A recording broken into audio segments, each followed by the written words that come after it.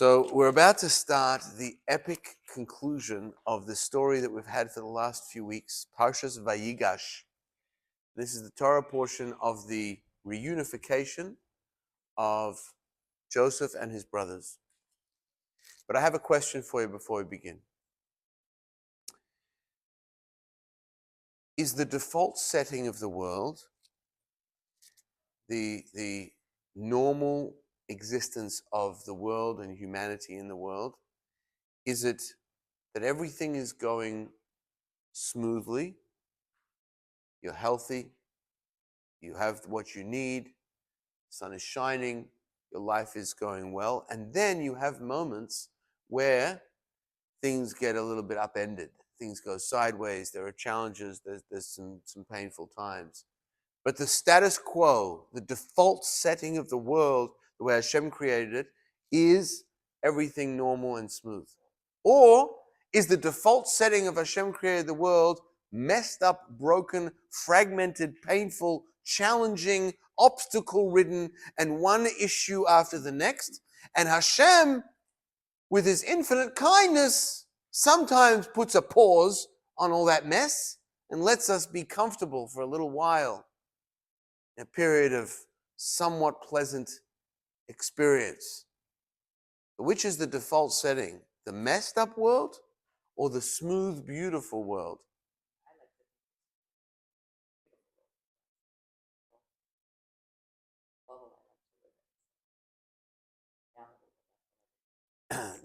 Just from a psychological standpoint, it may make you less grateful, because if you knew the default setting is very bumpy, then if you have a run, if you have a patch of like good health and everything going all right for a couple of weeks, you're like, wow, thank you Hashem for like altering the sequence, altering the course and the code, that you've given me a little bit of a purple patch right now, as opposed to if everything else is supposed to be.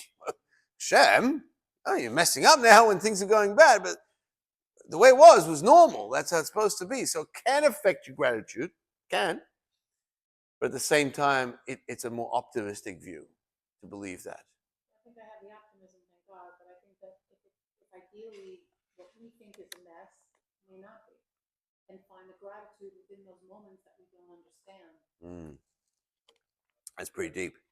That's pretty deep, because that requires a little bit of peeling away the layers of the onion. It requires a little bit of effort, reflection. I mean, I'm the opposite. I usually prefer bumpy times and difficult times. I have good faith. I feel things could only get better. In the good times, I feel things might get worse. Ominous, the clouds might be coming. Yes, right. That concept of when people are afraid that when's the shoe going to drop? You're living in a fearful state, thinking, and also it comes from self-value, and we deserve to. Very fine line too. Yeah. Well, there is a level of, I don't think we deserve to be happy. I think we earn happiness. I think it's something that Hashem grants us, which we're very appreciative of. Deserving means like, I did something that is basically requiring God on his end of the contract to come through. We never signed a contract like that. But usually born not happy. We come out crying, and we leave the world crying, typically.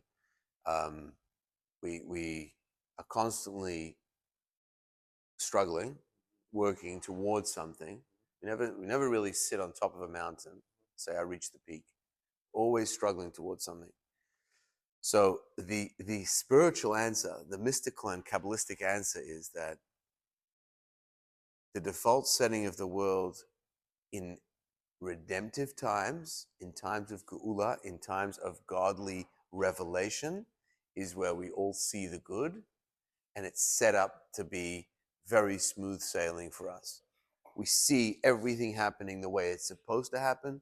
There's no brokenness, there's no fragmentation, there's none of this like injustice and things that feel wrong, because God is so obvious to us that we just see it everywhere.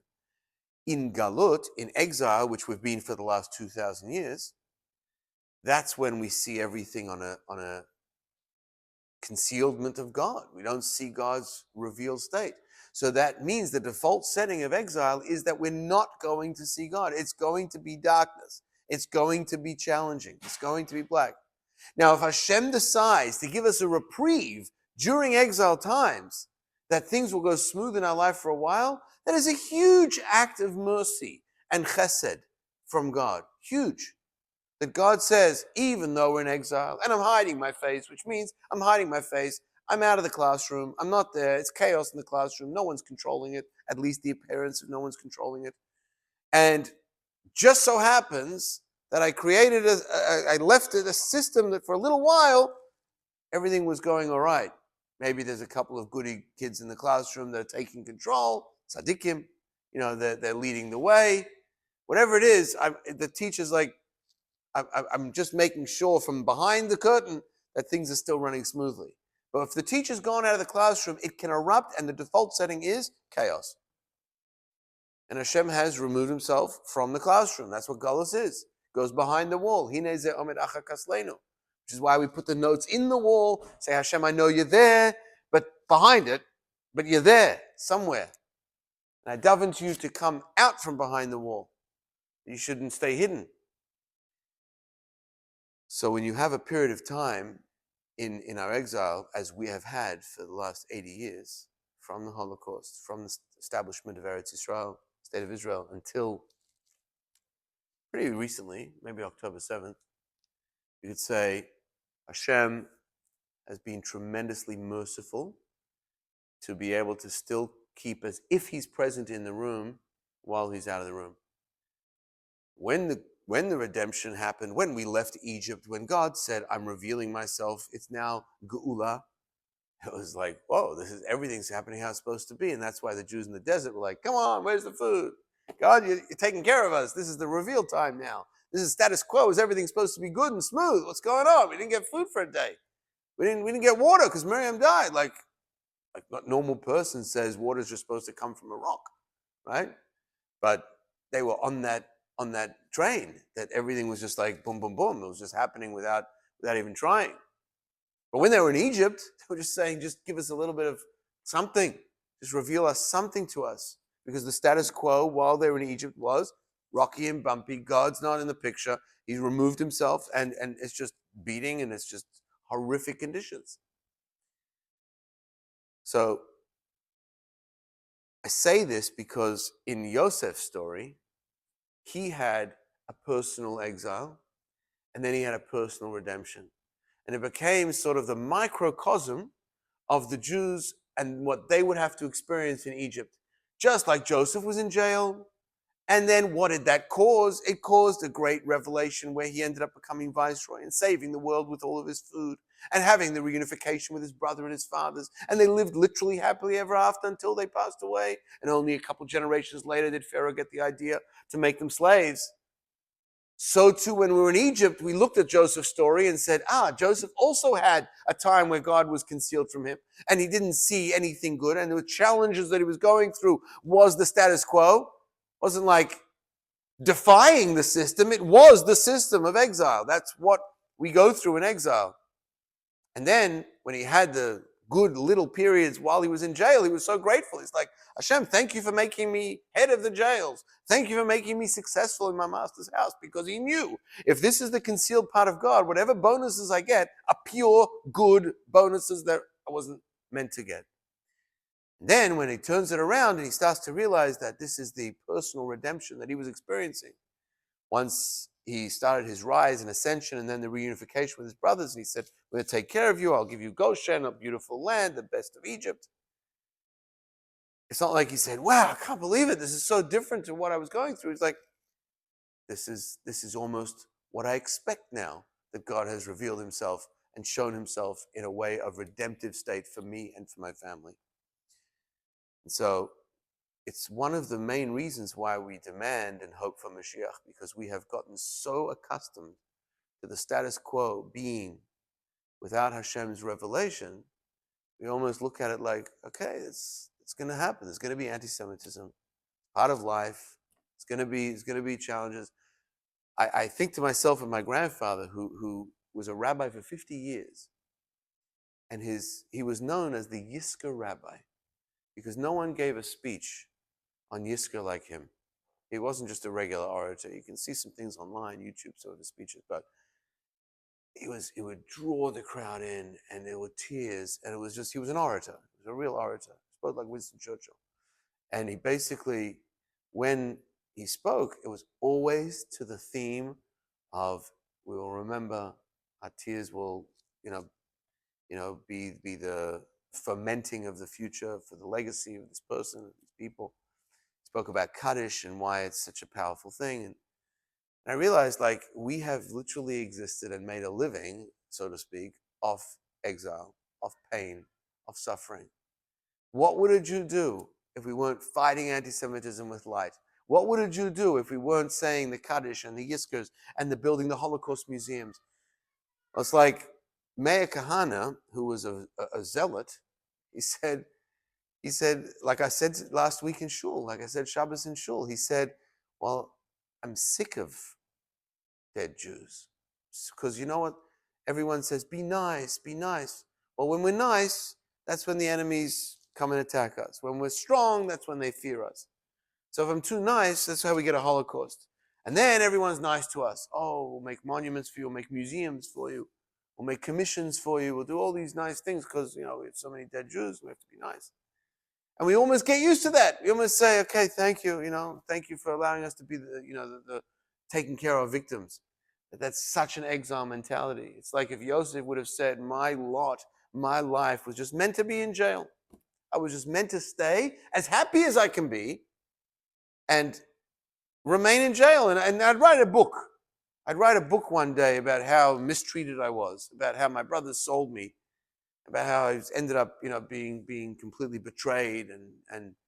But it was a good book. It really made the top bestsellers about how we went through this hard time. Eventually, Yosef said, this is not it. There's going to be a personal redemption for me. I'm going to take advantage of it when it comes. And then I'm not going to say, wow, all turn around. I'm going to say, yes, that is to be expected when Hashem reveals himself and I see all the good that he has in mind. And so that is why, when we get to this story, and I'll fast forward to it, because I know we're going to start from the beginning of the parasha, but I want to start to the point where they reunite, brothers, and Yosef says, I'm Yosef. And they're like, oh, what?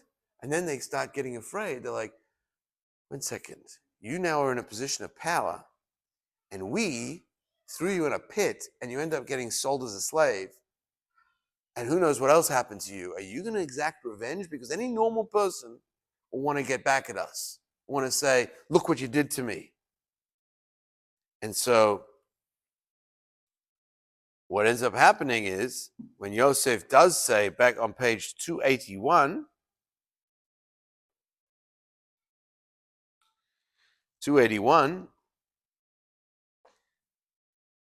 verse number 3, the middle of the page, chapter 45, verse number 3, on 281 and 283.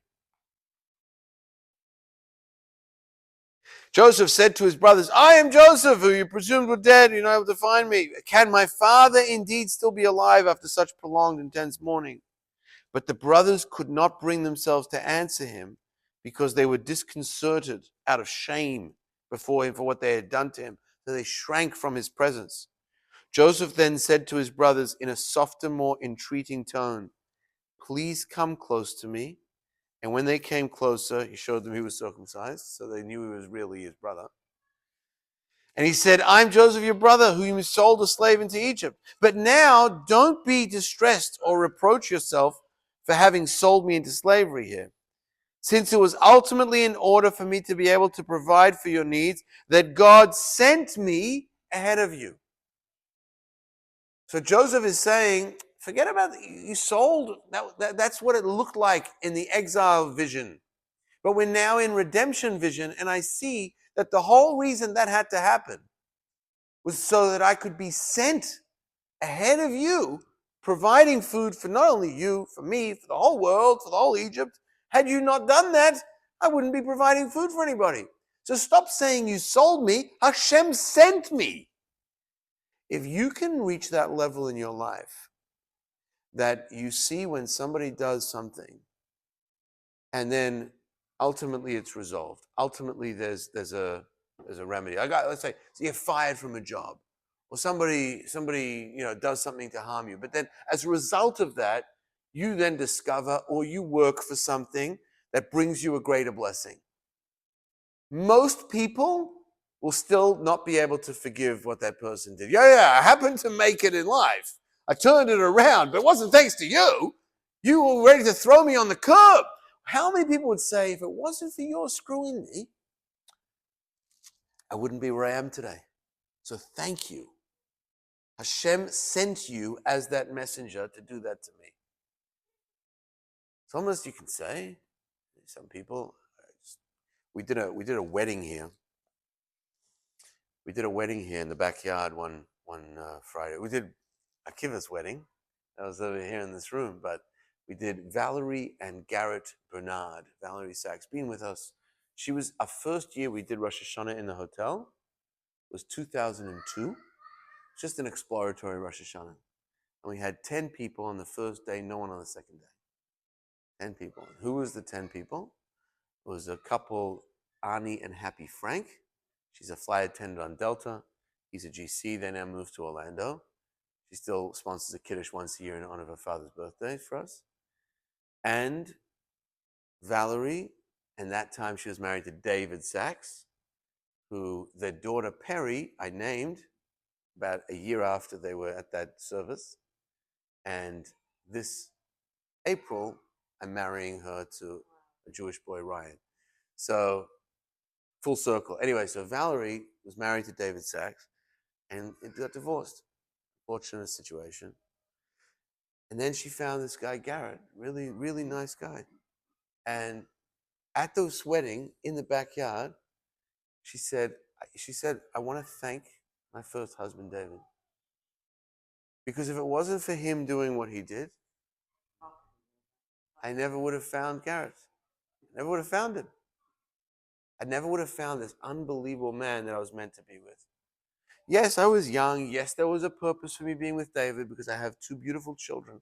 And I thank God every day for that. Two beautiful girls, mind you. And I thank Hashem every day for that. And I appreciate that part of his life being in mine as well. But the real thank you I give him is for doing what he did to end it, because Hashem needed me to be with Garrett.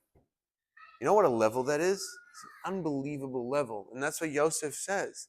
Yosef says, thank you for selling me because it wasn't you who sold me. It was Hashem who sent me so I could be here to provide food. The guy who messed you up, the guy who wanted to kill you, the guy who wanted to destroy you, you can turn around without any vindictiveness at all, without any revenge feelings whatsoever, and say, thank you. It was Hashem, it wasn't you. You were just the emissary. That is the switch from exile mentality to redemption mentality. That is the switch from saying, I've never seen a revealed God because it's always just been black and dark and always been pain and always been Yiskas and always been Holocaust, to all of a sudden saying, I get it, I see it, it's amazing, Hashem is right here in front of me. And that's where Yosef got to by the time he was reunited with his family, and that's why they didn't recognize him. That's why they didn't recognize him, but he recognized them. How different could he have looked? He was 17 when he left. And now he's 22 years later, he's 39. So how different? I mean, they could have said, this guy, he's got the same sort of facial features, same height, same. They'd never possibly fathomed. And even when he said, I'm Yosef, they didn't believe that it was Yosef. They had to show him his bris. They believed him. He's like, can't you see my face? I look like Rachel. It says that the face of Joseph looked exactly like the face of Rachel. And so they would have known. They couldn't because he had a redemption face on. And they never saw that before in anybody. They never saw that revelation of godliness coming from him like they saw, like they had seen maybe in their visions of Avram or whatever it may have been. It actually says that Yaakov looked like Adam. And Yosef had resemblance to Yaakov as well. So there was like this very regal and beautiful look that he had.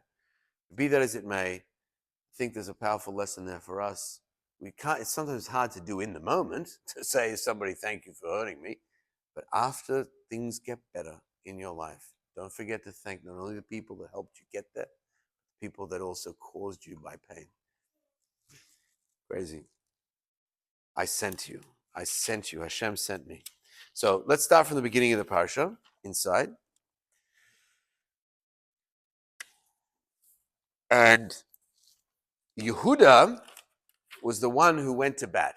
Yehuda was the one who went to bat. He shows his leadership here as being the representative of the brothers, because Ruvain was a little too erratic. He was the oldest, but he was a little too erratic. He tells Yaakov, if I don't come back with Benjamin, you can kill my two sons. He's very hot-headed, very spontaneous. Yaakov's like, that's not the negotiating guy. That's not the guy who can really get it done. Yehuda said, we have two choices. We could either leave Benjamin there, or we could go there and do what we need to do. And he was very pragmatic. And he comes to Joseph. And that moment of meeting Joseph and Judah, that interaction, was the story of Yosef and Yehuda, which would always be contention between two factions amongst the Jews. We wonder why we don't always see eye to eye on things, why Jews often disagree, because we have every one of the brothers represented a different energy. And so the energies are good energies, but they're not going to always see eye to eye on things. So you have a Jew in the room that says something. The instinct of a Jew from another tribe is to say, why do you say that? There's another view. There's another perspective. You're wrong. And always have a different look. It was Hillel and Shammai. It was Abaya and Rava. It was Rabbi Kiva, Rabbi Meir. It was always going to be contentious debate amongst the Jews, representing Yehuda and Yosef. Two different worldviews that came in. Yehuda, as we mentioned in the previous class, was about immersing himself in the world of Torah and the world of godliness. Yosef was immersing himself in the secular world and staying strong and influencing the secular world like Yosef did. And just those two worldviews changed their whole approach. But this moment, without them even knowing who was who, Yosef may have known who Yehuda was, but Yehuda didn't know who Yosef was. They have this confrontation, which they both express the power of their positions and their stance that would then continue on through Jewish history. And if you look at the story throughout, the real where it comes to a real head, Yehuda, on verse 33, gives a suggestion to his brother. He doesn't know it's his brother, to the viceroy. So now, please let me, your servant, remain as a slave to my Lord in place of the lad. He's ready to give up his own life so that Benjamin could go home back to his parents, back to his father. And let the lad go back up to be with his brothers. For now, there is no way I can go up to my father and not take this brother Benjamin with me. Let me not be forced to witness the calamity that will befall my father. So when Yosef hears that Yehuda is willing to sacrifice himself to save his brother Benjamin, Yosef says, they've remedied what they did to me. They have felt the guilt and remorse of what they have done, and ultimately now I can reveal myself to them. Because the whole time Yosef was like, how do I know they're not going to do it again? How do I know they don't feel good about what they did? And when he saw that, and some of the statements was, he's already lost one son, my father. He can't lose another one.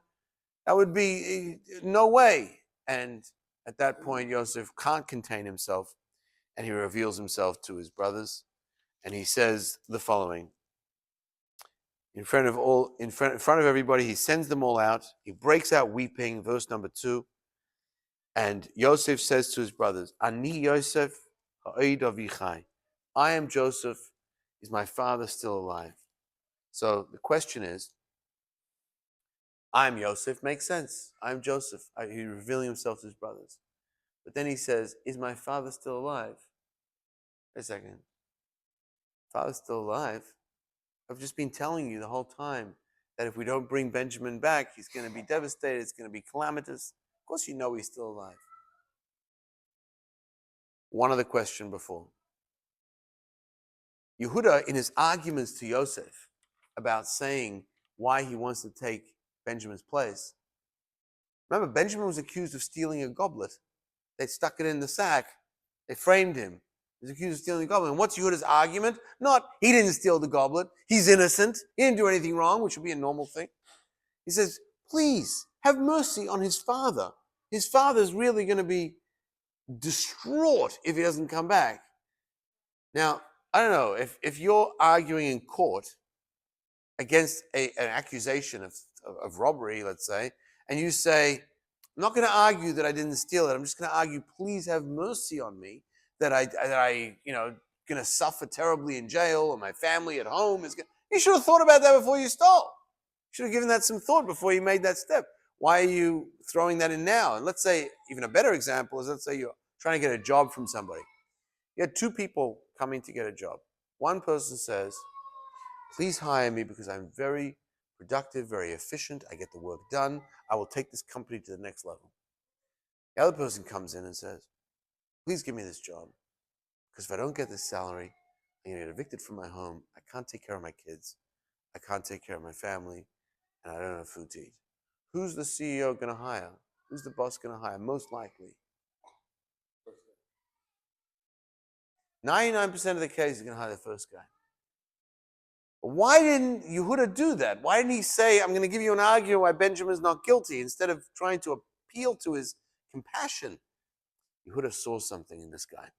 He saw something in Yosef. He saw something in the way he was talking about them as brothers, asking questions about the father. Is he alive? Is he this? Is he that? He saw that there was an interest in the family. So he said, this isn't a regular leader. This is a leader who cares about everybody. There's two types of leaders. Leaders who want to put themselves higher by accomplishing, and there's leaders that are looking out for everyone. Like the Rebbe, they said about the Rebbe didn't create followers. He didn't want followers to build him up. The Rebbe created leaders. He lifted the people up because he wanted them to be more. So he saw that in Yosef, that he was looking out for them. He was asking questions. Almost had their interest more than any other leader they've ever seen. So he said, we're gonna go down that path. We're gonna ask. And that's why Yosef turns to them and say, you seem to care a lot about father. You seem to care a lot about it. I picked up on that. And you picked up that I picked up on it. But why didn't you care about him when you sold me? Ha'od avichai, his father is, Ha'od avi, is my father still alive? Father that you caused so much pain to. So he's almost giving them a little bit of a jab by saying, if you were as concerned about father then as you are now, you'd really be alive. You'd be alive and vigorous. And that's the other point that the commentaries say. When is he alive? Is he really alive? Because there's two ways to be alive. There's just the fact that you're not dead yet. And then there's the fact that you're living. You're vigorous. You've got something you're living for. Unfortunately, I visited people who they're just alive by default. The fact that they haven't passed yet. It's very, very sad. The family stands around and they wait and they wait and they wait because there's nothing that's pushing that person up. But then you have people who are really alive and try to make the most of every day, as the not the Medrash, but it's a Magid tells the parable. How can you tell if a fish is alive in the river? Because if it's just flowing down the river, hard to tell if it's just being taken by the current or if it's swimming. How can you tell if it's alive? If it's swimming against the current, you know it's alive for sure. So when somebody is really alive, they're pushing against the currents of the world. They're saying, I want to be more. I want to, sort of contend with the forces that maybe are trying to limit me. I'm going to take over. So that's what he wanted to know about his father. Is he alive? Is he vigorous? Also, did you really care about him? My father, is he alive? And ultimately, he wanted to change the subject right away. He wanted to change the subject right away because he didn't want them to feel bad. It's like, I'm Yosef, and then he saw, they're like, what? No, let's talk about father. So how's father doing? Is he alive? Everything's good? Just like, let's go back to what we have in common, because he didn't want to harbor on that guilt. He didn't want to harbor on that potential ill will. But the Chafetz Chaim says this, and this is really such a beautiful line. Chafetz Chaim was Rabbi Yisrael Meir Kagan. lived in the 1920s, 1930s. Great rabbi in Radin, Poland. One of the great rabbis of the last century. Wrote the book, the Mishnah Brura, which we follow in Jewish law now. Chafetz Chaim wrote many books on guarding your mouth from bad speech. That was a big thing for him. He once said to the previous Rebbe, he said, how come I focus so much on Lashon Hara and you focus on telling your students to grow beards?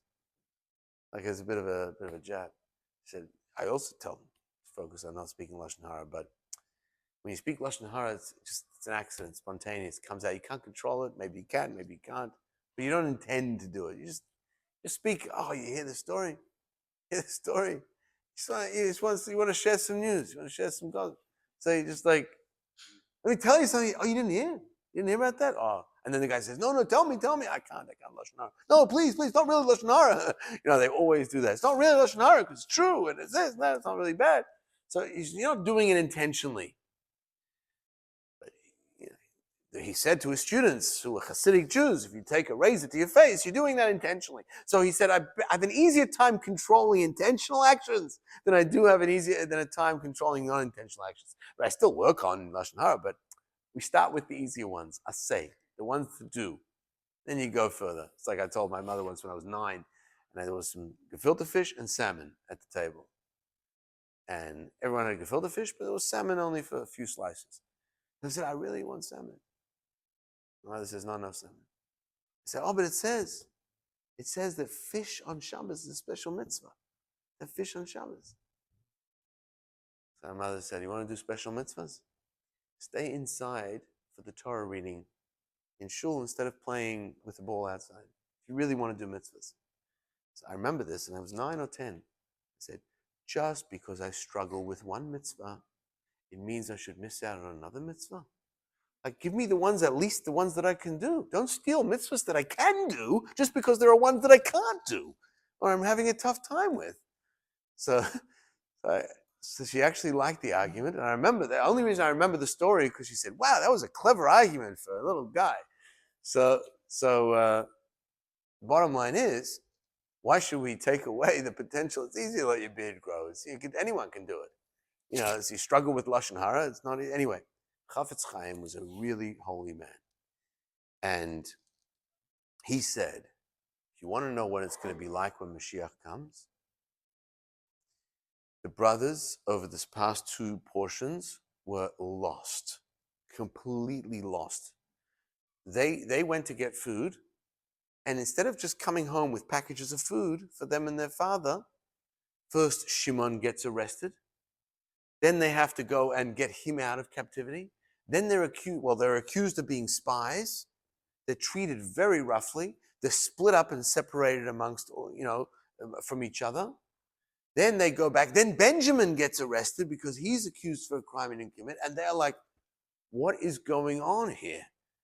What has happened? It was like a microcosm of Joseph's life, but only in a short period of time, only a period of a few months. They were just like so confused.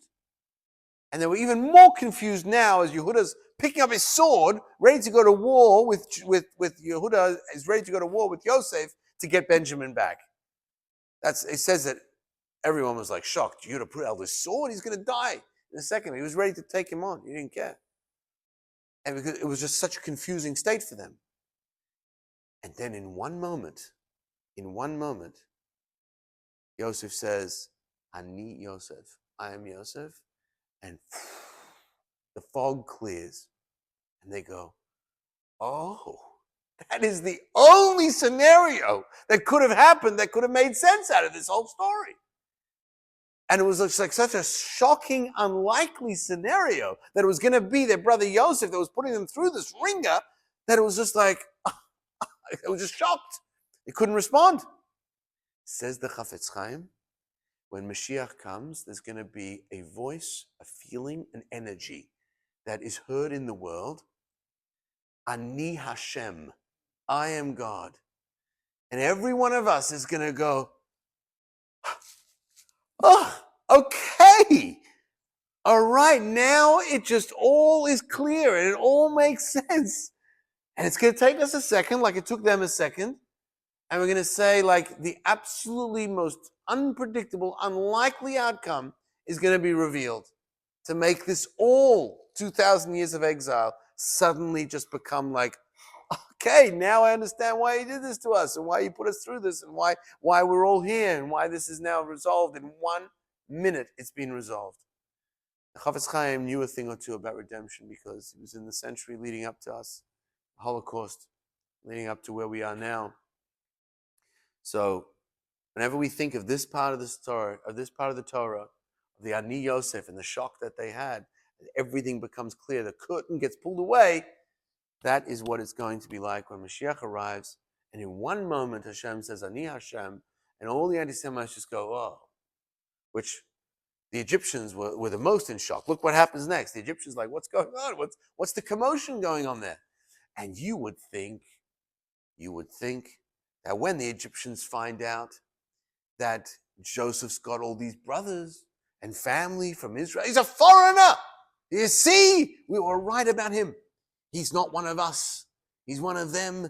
And not only that, they were jealous of him, that he came from rags to riches from a guy in prison. Now he's the second in command. So all these other ministers are like, how did this happen to this guy? This was perfect fodder. Oh, he's a Hebrew. He's going to make problems for us. Imagine that. We find out he's Mexican. We find out he's El Salvadorian. Find out he's got a lineage that's very dangerous for us. And now and they come and they would have made problems. Instead, they all go, wow, we are so happy.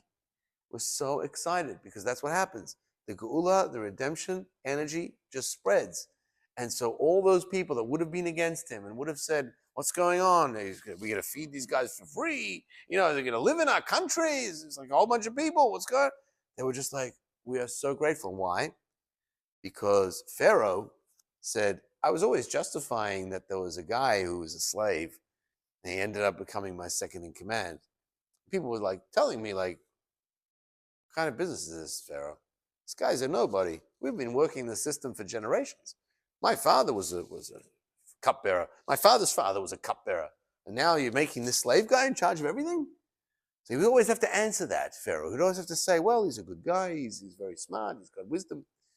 Now he finds out that his father is Jacob, who Pharaoh knew his grandfather had a relationship with Jacob's grandfather, Abraham, when he came in and cured him after the illness with Sarah, and they had this whole peaceful relationship, and they respected each other, and they got very wealthy from each other.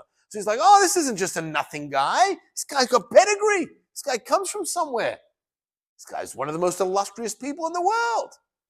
We thought he was a slave, but he's really from the family of Abraham, as opposed to just being a nobody. And that matches a pharaoh. To have someone of that illustrious lineage. Because remember, Abraham was respected by the whole world. He had wealth, he had success, he had novelty. Avram Zakim Baba Yamim, it says, Hashem blessed him with everything that the whole world came to him towards the end of his life. And so that became a thing that all the ministers were like, oh yeah, it's good. And that's the same thing that's going to happen to us. All the world that sees, who are these Jews? What status do they have? Who do they think they are? Taking over our country. And then all of a sudden, when Hashem says, Ani Hashem, the leaders of the world will be like Pharaoh and say, thank God the Jews are involved. Thank God that they have an impact. Because they have the blessings that come along with it, going all the way back to Abraham. How illustrious, how special for us, how beautiful that we are blessed with them in our presence. As every now and then there's been great leaders, George Washington being one, but others, Franz Josef in the Austro-Hungarian Empire. Please, Jews, come in. I know your blessings to us. I want you here. You are descendants of very illustrious people and you bless our country. 95% of all the countries said, get the heck out of here. We don't want you. We hate you. But there were 5% that had the Mashiach energy enough to say, please, come in. We recognize it. So that's what happened with Pharaoh right after Yosef reveals. As you can see inside, that, and again, by the way, in verse 8, so now you can understand that it was not you who sent me here, but God. Says it again, just so they would make sure to understand, have no feelings of guilt. It's many Pharaoh's counsel, the counsels of Egypt. Okay, word of their arrival, verse 16, just to get this part of the story in print. Word of their arrival. Reach Pharaoh's palace. Joseph's brothers have arrived. Pharaoh and his courtiers were pleased. Happy? And Pharaoh said to Joseph, tell your brothers, do as follows. Load your 10 animals with grain and go directly to Canaan. I'm giving you this gift of grain as a present to your father, purely as a gesture of goodwill. Not just for food, which everyone else was getting the grain for.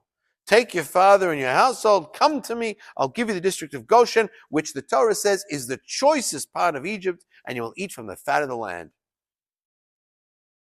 Pharaoh unwittingly prophesied that the Jews would eventually empty Egypt of its wealth, which ended up happening when they left Egypt after the slavery. Moreover, you are hereby commanded by me to tell them, do as follows by my edict, take yourselves wagons from Egypt, transporting your small children, your wives, bring your father, and come.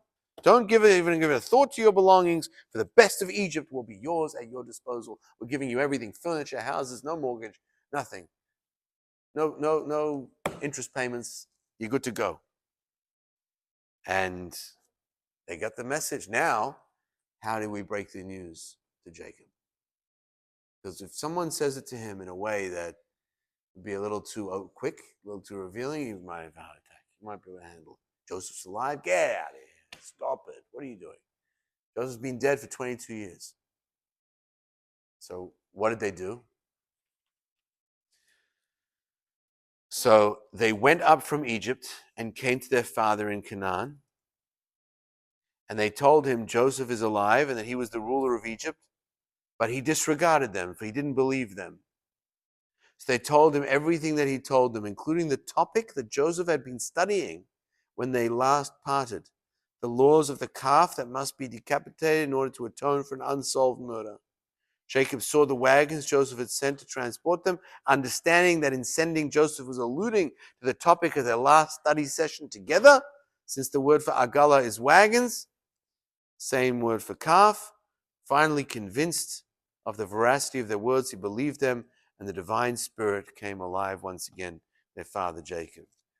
Turning to the Medrash tells us the rest of the story.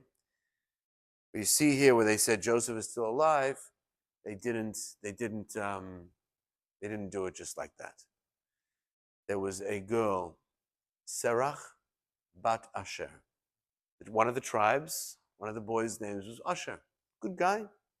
Asher was known in the future part of Jewish history to be the merchant of all of the olive groves in Israel. That was his. It was like very big blessing for Asher to have that status in Israel. His daughter, he had a daughter, Serach. Serach played the violin really well. So she was instructed with the task of playing the violin outside Jacob's tent. Song, Joseph is alive. Joseph is alive. Joseph is alive. And he's playing this song, and Jacob's listening to it. It's like such a sweet song, Sarah. Thank you for making me feel good with that song. Sad, I don't believe that Joseph is alive, but thank you. And because she broke it to him in that way, she broke the news in such a calm and peaceful and musical way, says he was ready to receive it when it was told to him as a certainty and confirmed as true. He was like, no, can't be. But had he not had that first sort of warming up by Serach bas Asher, he wouldn't have been able to accept it. Says that the one who breaks good news to somebody is blessed multiple times. We have to look for opportunities to share good news with people. Be the first person who calls them, be the first person who messages them, who texts them, just had a baby, Mazel tov, just got engaged, Mazel tov. Whatever it is, or even if it's just good news in the world, something positive that happened in the news, message somebody, share the news with somebody that they haven't heard yet, and you are blessed as a result of that. How do we know? Because the Medrash says that Serach, for sharing this news with Abraham, lived for 900 years. She was blessed with extreme longevity. Nobody was living that long anymore. Everyone was living maximum 120, 130 until Moses 120, and then no one lived more than 120 after that. But Serach bas Asher lived 900 years, and we see her show up in the story of King David. She comes up to King David and says, I'm going to tell you, this town, the best way to deal with them is this and this and this. And she gives David sagely advice, wise advice. And everyone says, who is this woman giving King David advice? Oh, you don't know who that is. That's Serach, the daughter of Asher. She's been with us all this time. Amazing. I'd love to meet her. It says that she was blessed with this unbelievable long life because she broke the good news. So, if there's anything we learned from tonight's class, my friends, it's be the bearer of good news. Any opportunity you have. Anyone have some good news? Huge mitzvah, because you're uplifting somebody's entire spirit. You can lift somebody out of a state of sadness and depression, and you're making somebody besimcha. What if you're doing some nice things? I always tell a fine line, but I've told before on the off. If you're doing some things that bring joy to other people, but then you tell the story or you share a piece of that nice thing, that's a good thing too. That's nice. That's nice. Not the same thing as good news. Wouldn't be the Besura Tova that the person says when they hear the news, Baruch HaTova HaMeitiv. Blessed is the God who does good for all. Because that could be when you hear somebody was released from prison. A hostage was released, for example. We had a lot of hostages released. Each one deserved its own good news moment. And we saw in Israel what kind of response those were. Like when Vayigash did. Yeah. That was a wild time. Yeah. So those are moments. If you can be the one to transmit those messages to the family, the close friends, people involved. The doctor who comes out to the hallway and says, "Congratulations, boy!" You know, it's great mitzvah opportunity for that guy. You know, comes out.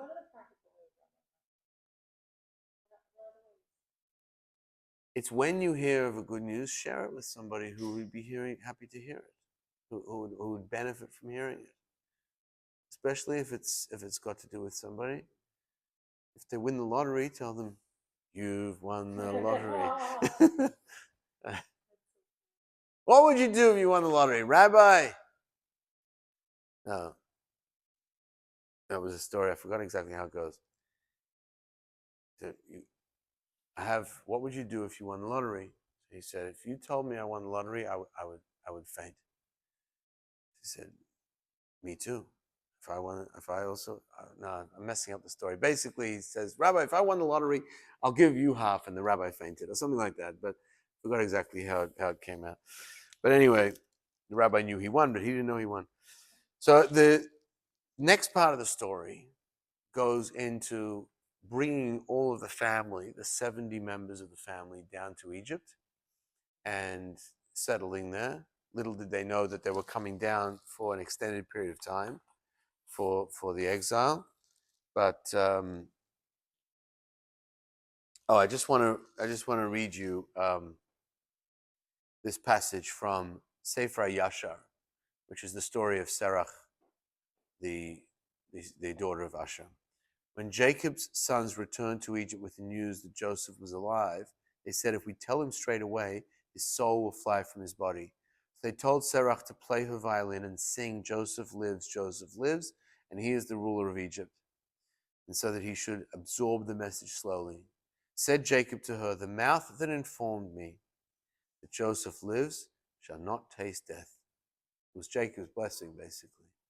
Jacob just said, you are such a special bearer of this good news, you will not taste death. Serach was among those who came out of Egypt, and was among those who entered into the land of Israel.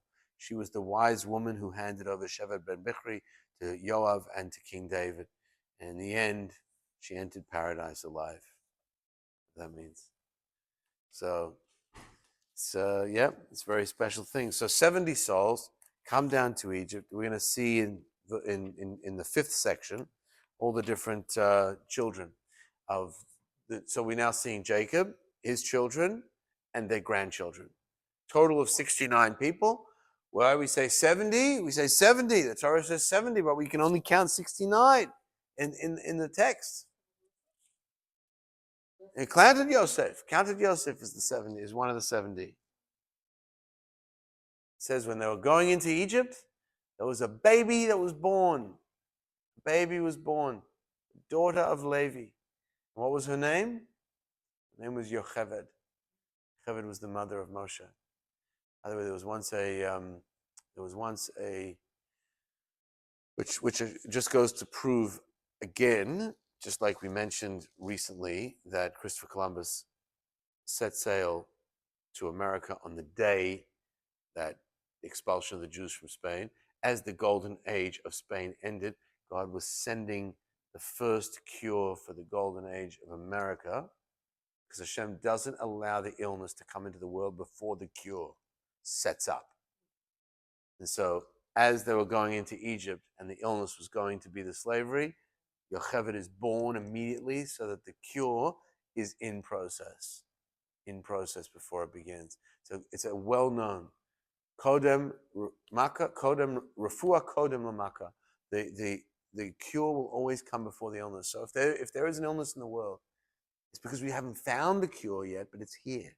We just have to be able to discover it and find it, which makes it very painful for us, knowing that we haven't found certain cures to illnesses. So it's especially with Jewish people as well. It says right before the second temple was destroyed, Rabbi Yochanan ben Zakkai got permission from the emperor of Rome to establish a city of Torah learning, Yavne. People say, what? Why are you setting up? He said, Kodem Makkah, we need to have the refuah. Before the disease, we need to have the healing, and the healing of the exile is going to be our ability to study Torah and go through the exile with our focus on Torah. And so that's one opinion as to what the 70th was. She was born at the gates. Another opinion of 70 is when Yaakov is told by Hashem, Al tira avdi Yaakov ki ani ered Mitzrayim. I will go down to Egypt with you. I will go down to Egypt with you. That means Hashem's going to be there. We won't see him. He'll be concealed after a while. We'll go behind the curtain, behind the wall, but he's there with us in Egypt. Like the clear veracity of the fact that Hashem was in the tunnels with the hostages. It's not even a doubt based on how they came out and how they had such unbelievable spiritual strength while they were there to do what they did. Hashem was there with them. Couldn't see Hashem, it wasn't revealed, but they were there. And so by the fact that it says, I will descend with you to Egypt, and I will surely bring you up out of Egypt, Hashem was number 70 to show that he was going down. That is where we will conclude for tonight. That is where we'll leave it for tonight. But what a story. What a story of hope, a story of resolution, a story of being able to forgive, being able to reframe, I should say. The word is reframe. Reframe the episode to have a different meaning and different context in your life. In that way, hopefully, you'll merit to be the bearer of good news and live forever.